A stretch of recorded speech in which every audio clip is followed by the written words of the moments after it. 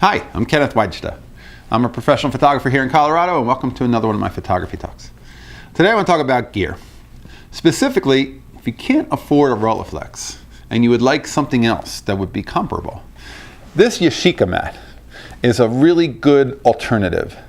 Now, there are Rolleicords and old Rolleiflexes sometimes that have really dark screens and it's hard to see anything but the center of the frame.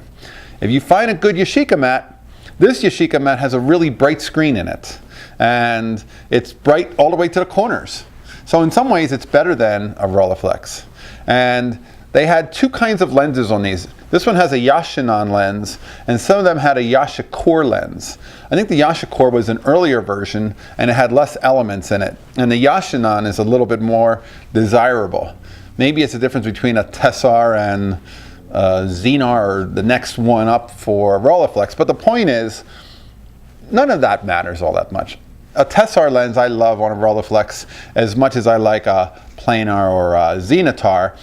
I don't know that I see the difference. And to me, the negative, the film, the quality of a 6x6 frame, and the story matter much more than, you know, some line resolution of that lens. I think this is a perfectly good lens compared to a Rolleiflex camera. And this was at an antique store in the next town over from Boulder for $35. You can find these. These are good student cameras. They make a Yashica Mat 124G, which has gold contacts. That's what the G stands for. They're a lot more pricey. The ones that are just plain Yashica mats, just as good. Just make sure your screen is nice and bright.